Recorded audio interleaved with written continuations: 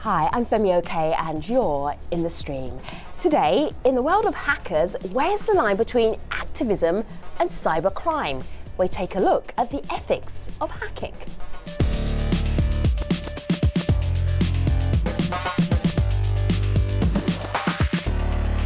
All right, hackers, white flag, do not hack us during this show or after the show or any other time. Okay, be nice. Malika Bilal is our digital producer of the stream. She is very well protected, I know. I hope so. Yes, me too. What is our online community saying about hacking today? Well, there are a lot of references to Robin Hood, and they're referenced in tweets like this from The Truth, a figure who takes from the haves and gives to the have-nots. But there's also responses from people like Patrick who say not everyone who hacks is an example of Robin Hood. So we'll discover those two sides during today's show, and we want your help to do so. You can tweet us with #AJStream. Hi, my name is Mandy Woodruff. I'm a personal finance writer from New York City, and I'm in the stream. Hackers have a lot of power. They can steal personal information, break into the systems of large corporations, and attack governments. Some, like the Anonymous Collective, use hacking as a form of political activism, or hacktivism, as it's often called. Now, others want to expose security flaws and alert companies to address them. Then there are those who simply do it for money or fun. Have a look at some of the big hacks from last year. JP Morgan Chase reported hackers had stolen information about 83 million customers. All 145 million eBay users got hacked. Cyber criminals targeted the massive chain's database, stealing credit and debit card information. Up to 100 celebrities have been hacked. Nude photos leaked online and all over social media. Notorious hackers Lizard Squad gained international attention after taking down the network services of Xbox and PlayStation on Christmas Day. Sony Pictures now finds itself in the worst crisis in its history after company internal files and emails were hacked by the same group in recent weeks that made headlines in the gossip pages. So these types of attacks happening more frequently, there's a growing fear of hackers, but should there be? To help us explore that line between hacktivism and cybercrime, we're joined by Karen El-Azhari. She's a cybersecurity analyst and a senior research fellow with Tel Aviv University. Mark Rogers is a security researcher at Cloudflare, that's a cyber security company. Jonathan Pole calls himself an ethical hacker and is the founder of Red Tiger Security. And Andrew Orienheimer is a hacktivist who's also known as Weave. It's good to have you all here in the mix, everybody. Andrew, let me start out with you. Why Weave, first of all? Why are you called Weave? Andrew? I think that this subject needs to be approached in the context of history. And the context of history shows that Sony brought these attacks that they've been subject to on themselves.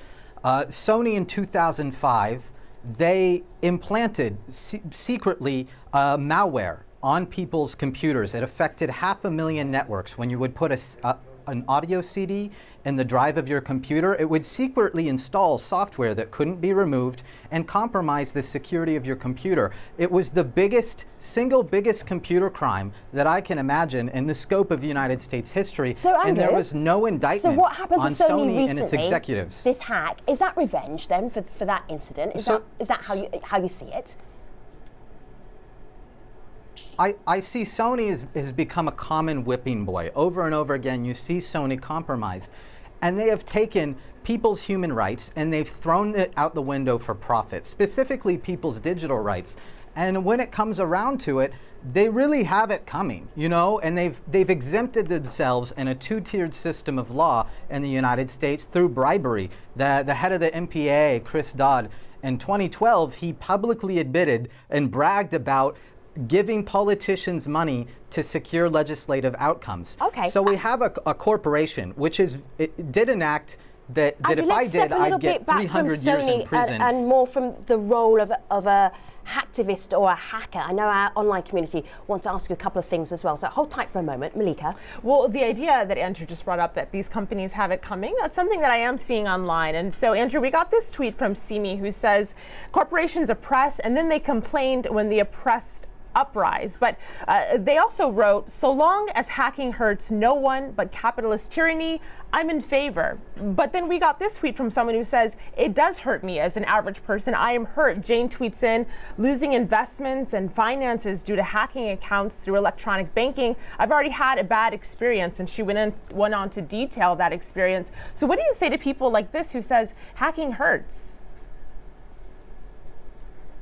I think that if you are invested in the two states that cause the majority of misery, the majority of human misery on the face of the earth, which are the United States and Israel, you definitely, you have nothing to complain about when you have allied yourself financially and logistically with monstrous nation states that violate human rights on a massive scale. I care very little when people whine about that their Sony stock gone down after Sony violated 500,000 plus network operators' rights by installing malware, installing computer viruses on their machines. They have no argument to make that they don't have it coming. Like when Sony is hacked 500,000 times, then we'll call it even. So just before we thank you and let you go here, Andrew, in your mind, in terms of you as a hacker, what is it that you're trying to do? Just so that we get, from your perspective, what are you trying to do? When you hack, when you look for bugs, when you try and bring a corporation down, what are you trying to do? For me, it's about bringing justice and equity to the world. And the United States has become a wicked, usurious, criminal terrorist organization, and something needs to be done to discourage investment into United States companies and to take back the things that we have lost, our liberty, our money, and put it in the hands of people that will bring justice to the criminals in authority there. Sure. So if we had to try and get a better idea of your day, what do you do? Is this what you do full time? You sit there and you plot and you work out, how do I get to so-and-so corporation? Is that what you do? I do consulting, and it's part of my life experience. That's for sure. All right. Thank you for sharing part of your life experience. Andrew Orheimer, he is a hacker, also known as Weave. Thanks for joining us, Andrew. Appreciate it. As we move on, I really want to tackle this idea of ethical code and hacking.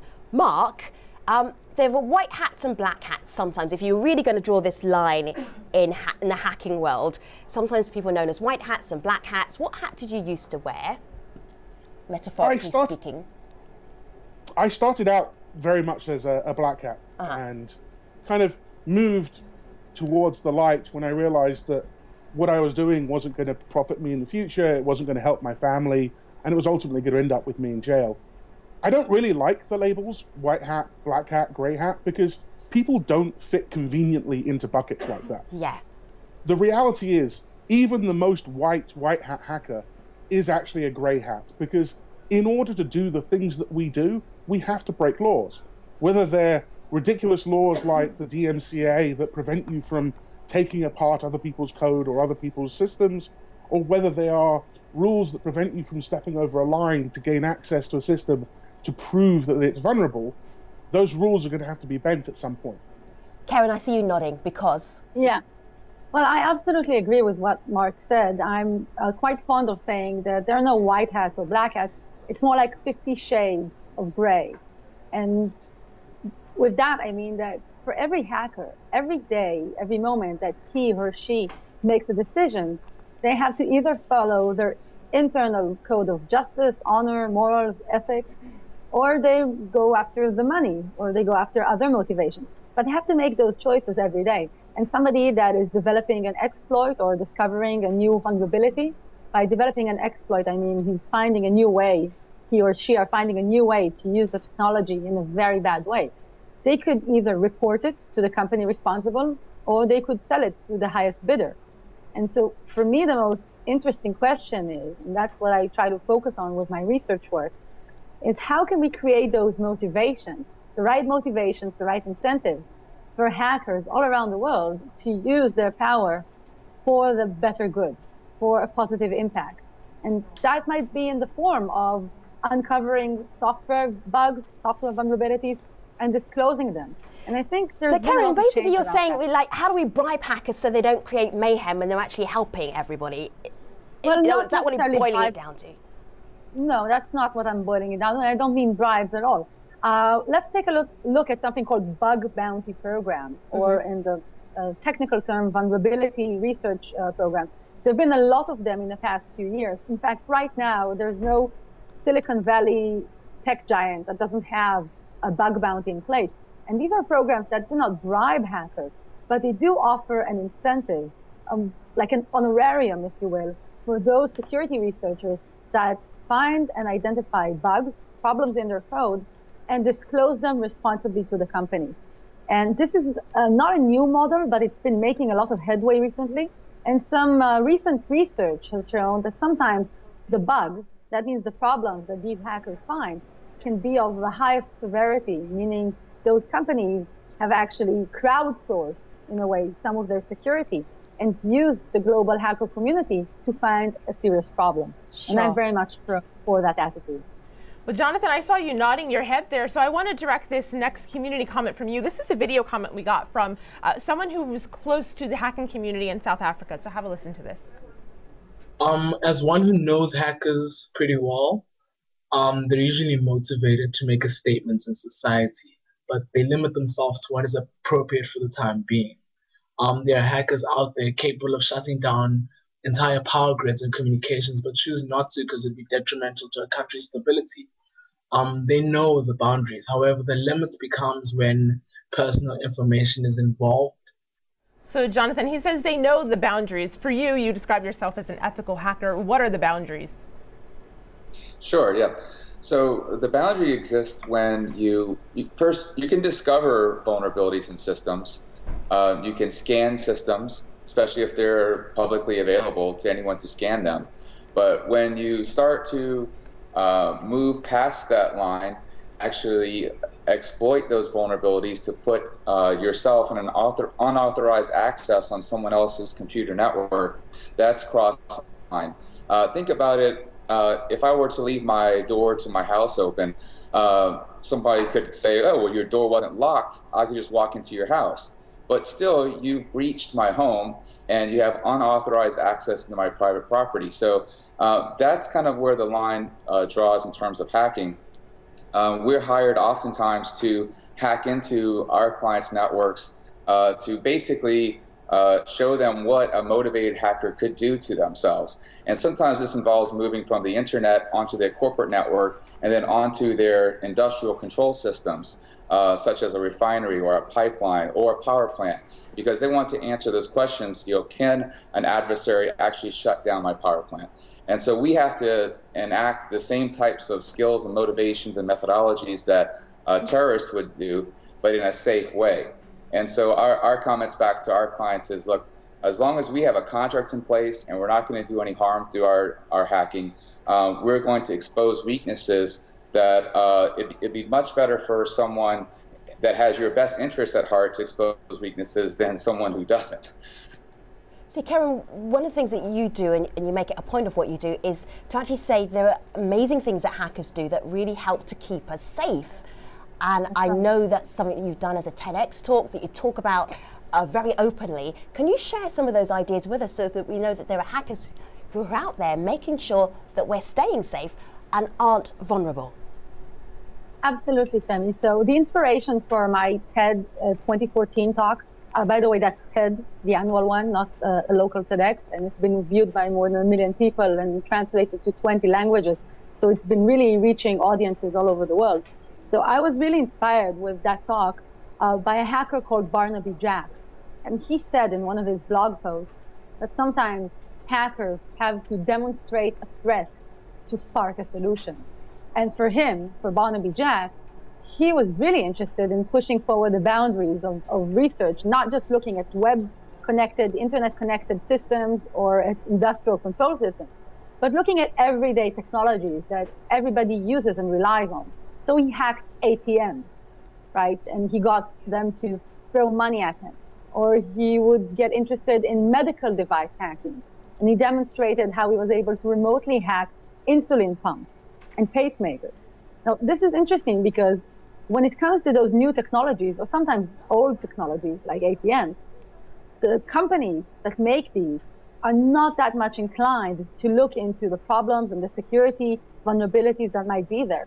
And so it's oftentimes, surprisingly, those hackers that are doing it for either fun, glory, or sometimes profit, yeah. But they're the ones that are first looking at the problems with these new things.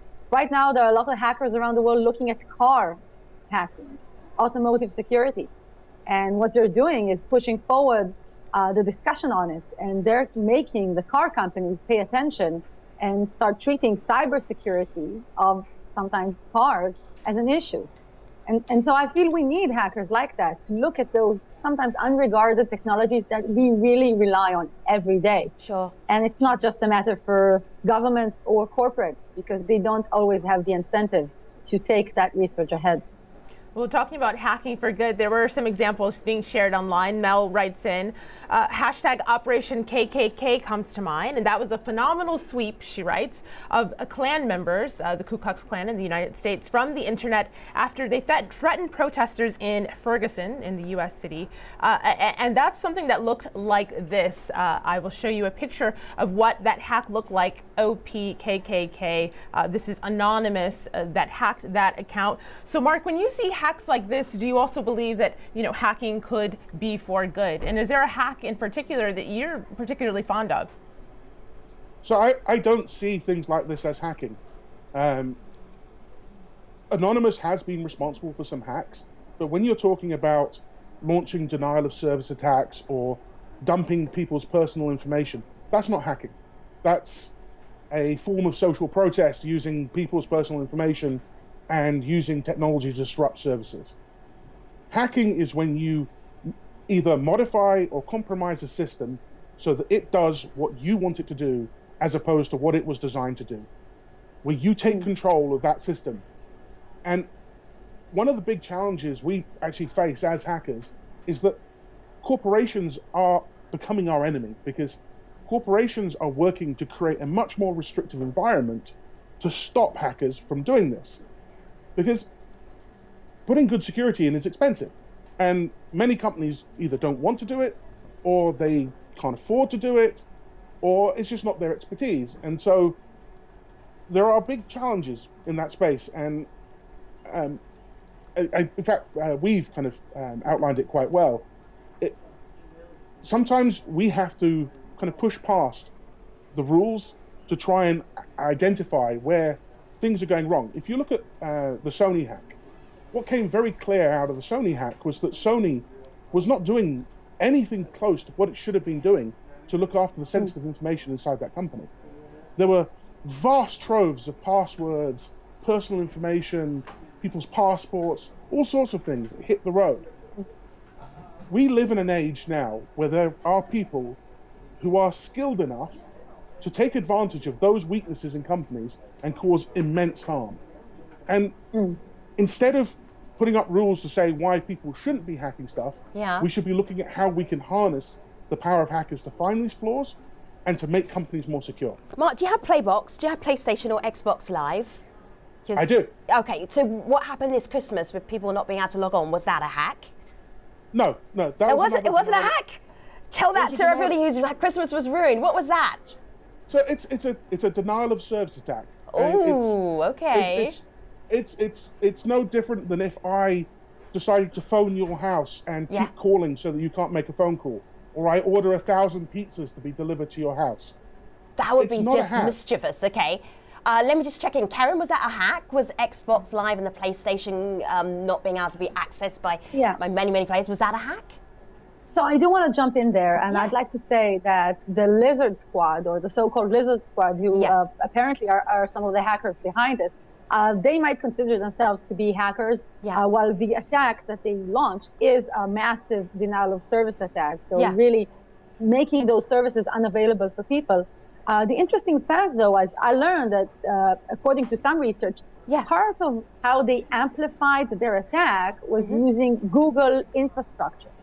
Now, this is interesting because even a company that might not be considered related to this incident at all finds itself unwittingly an accomplice, a platform for launching those attacks. All right, Karen, take a breath for a second, because this is a member of the Lizard Squad talking to Sky News about the event that they created.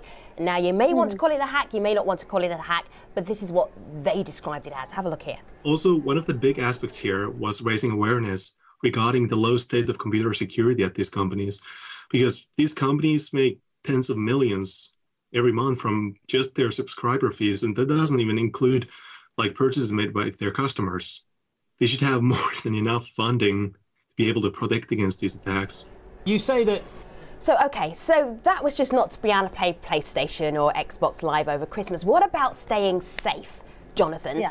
So if we're watching this, let me share a little bit around with Jonathan, Karen. Take a breath for a second. If we're watching this at home, at the office, wherever you might happen to be going, well, how do I keep safe? How do I stay protected? Your advice would be what?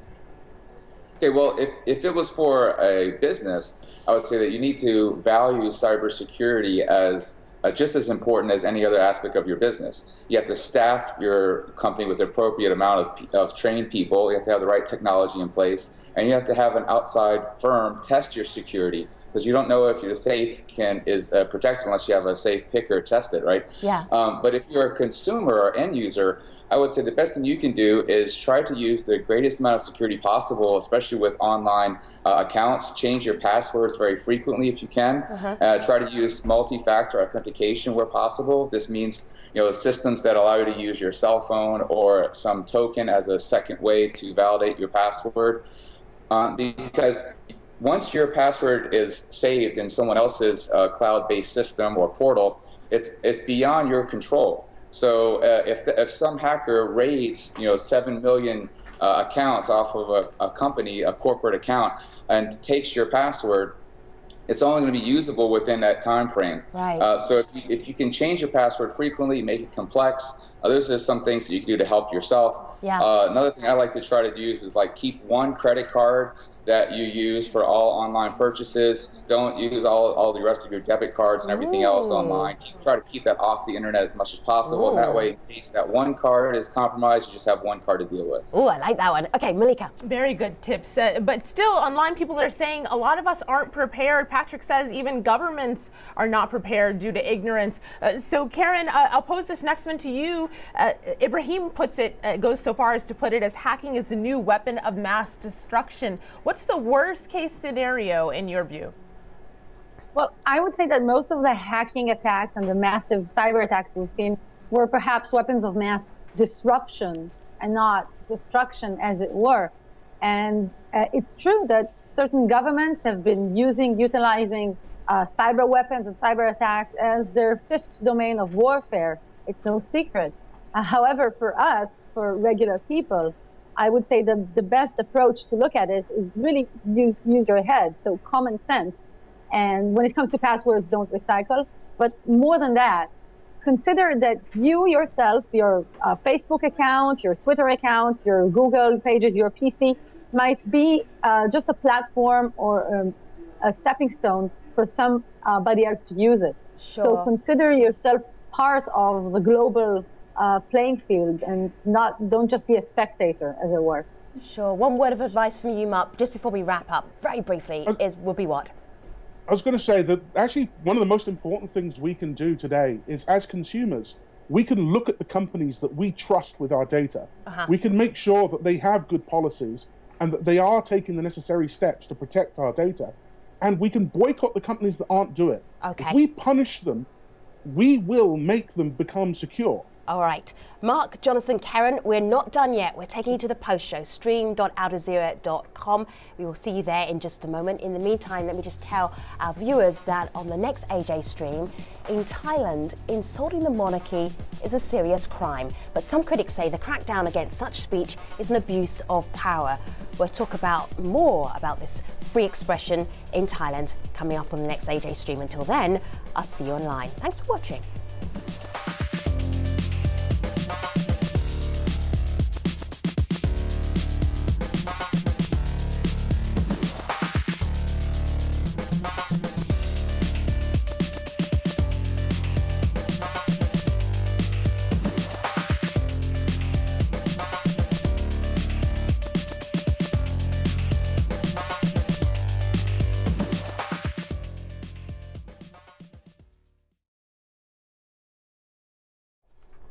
Hello again, this is the Streams Online Post Show. We've been talking about the ethics of hacking. We're going to get right back to that conversation. One of the things I really wanted to get over for our audience watching was just the sort of the mindset, the thinking of what it takes to be a hacker. If you had to boil that down, Karen, what would you say? Do you see characteristics that you know, okay, only a hacker would have these characteristics? I would say that the hacker mindset, first off, it's not necessarily bad or good. It's a mindset that looks at the world and is constantly questioning. It's constantly looking at what's behind the screens, behind the stage. How does the technology really work? It's somebody that's always driven to take something apart and try and put it back together and make it do something completely unexpected. I would say that would be the hacker mindset. Sure. Mark, how about you? Do you agree with what Karen says, or is your mindset slightly different? Does it matter where in the spectrum of hacktivism you might be as to what your mindset might be? Because some of the hacks are just crimes, right? Telling somebody that they have a security breach and then charging them to fix a security breach, that's kind of a scam.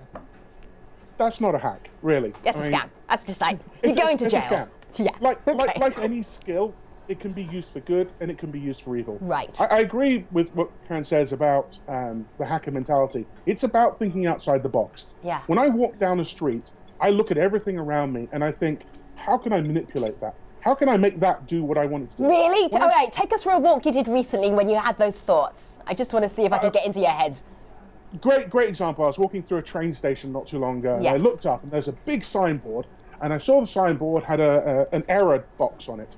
And the error box showed me that signboard was running a very old version of Windows, and that it crashed, and that it was possible to get to the administration because it was running as administrator. And I looked at it and I thought, I could take over that screen, I could put whatever I want up there. Ooh. And another scenario, actually going back to the Millennium, I was lucky enough to get a ticket from British Rail on the Millennium, and this ticket had a bunch of invalid data printed on it because of the Millennium. The Millennium bug really did exist. And when I used that ticket, it caused ticket barriers to crash. And I looked at it and I thought, how does that work?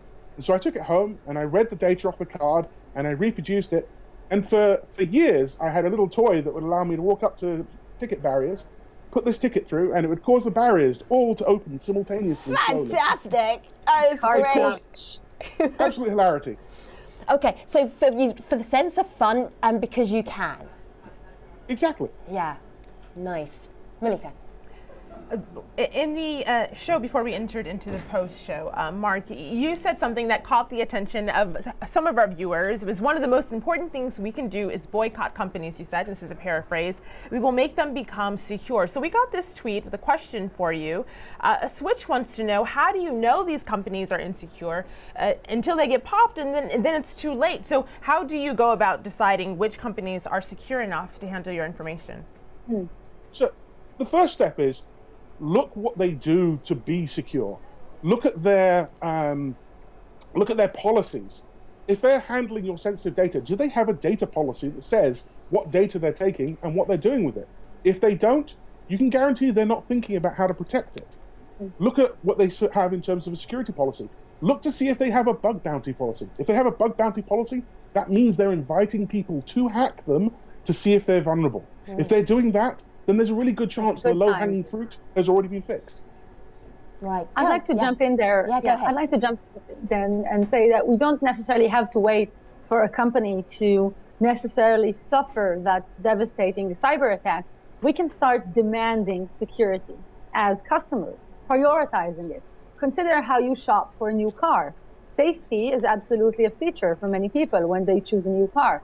Why isn't security, safety, stability of technology products a priority for us as consumers? We can definitely ask our technology companies, the ones that we rely on, to do more security, not after they fail, but before, as a market requirement. And I'm hopeful about that. Do you know what I'm curious about? In the same way that it was difficult for any of us to even imagine there would be a 9/11, so planes would be used as weapons. Is there an equivalent of that in the cyber world, Jonathan, or is that just overactive imaginations? No, I don't believe it's over imaginations, because the systems that control our critical infrastructure are embedded devices running computer operating systems. They're connected to Windows computers, connected over typical switches you'd find in an office environment. You need to have very deep domain knowledge of these embedded systems in order to hack into them. But that access is easily obtained over the internet now. You can Google the protocols being used by power plants and by refineries. You can download these protocols, reverse engineer them, and write your own code. We had to do this back in 2001 to convince power companies that they had a problem. And so we had to take apart the Modbus protocol, reverse engineer it, and write our own code that we could send to a little embedded device and actually cause lights to go on and lights to go off. Unfortunately, the vendors aren't doing anything to change these systems. So we've been knowing about these flaws for over 14 years now, and brand new devices being sold to power companies have these same vulnerabilities built into them. In fact, a friend of mine, Dale Peterson from Digital Bond, he made this comment. He said that these devices are being sold insecure by design. So they're being designed and sold into critical infrastructure systems. All right, Jonathan, I just want to slow you down there, because somebody may have missed this. Insecure by design, because why? Because the vendors that are creating these products put more emphasis on the capability and functionality of the computer component versus its security.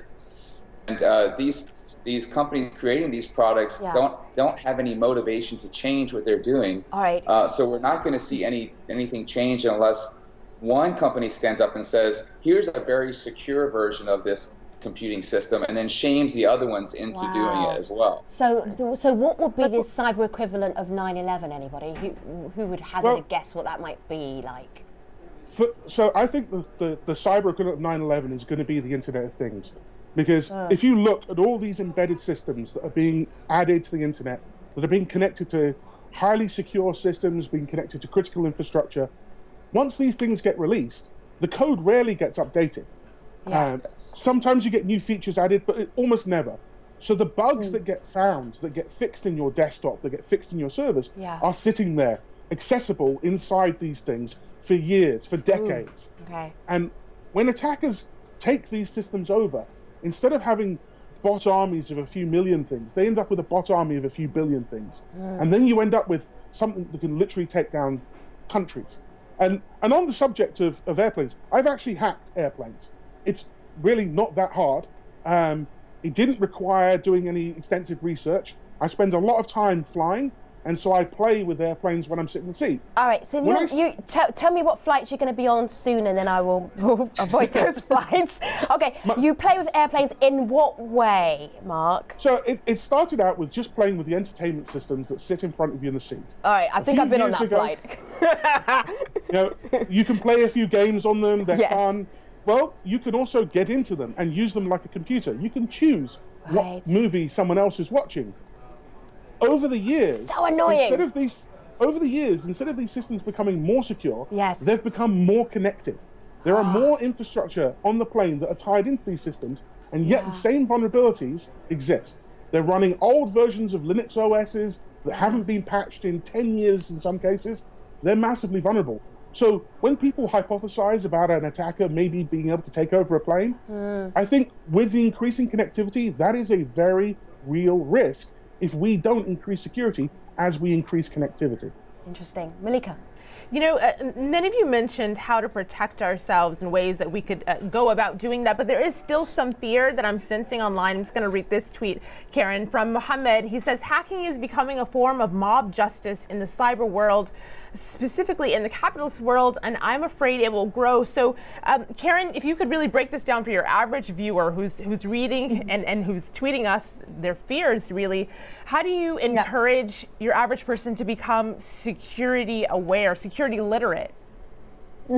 So the first step, like I mentioned earlier, is realize we are part of the playing field. Even if you don't think you might be a target, you may. You might be an employee or a partner of an interesting company or an interesting organization. So anyone might be a target.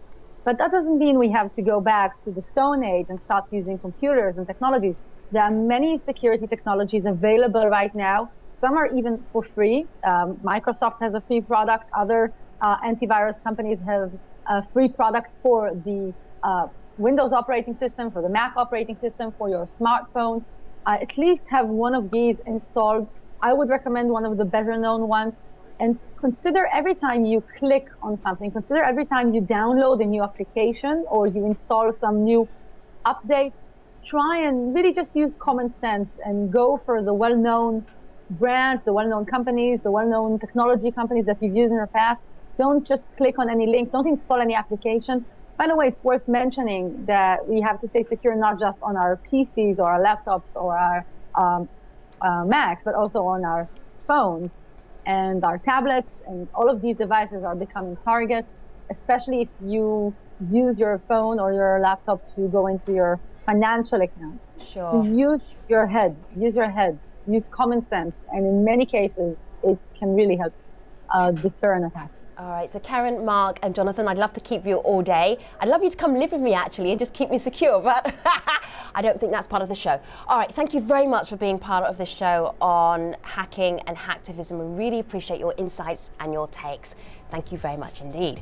Now, moving on, what we'll be doing on our next AJ stream? Well, in Thailand, insulting the monarchy is a very serious crime. But some critics say the crackdown against such speech is an abuse of power. We'll talk more about free expression in Thailand on Tuesday. Until then, see you online.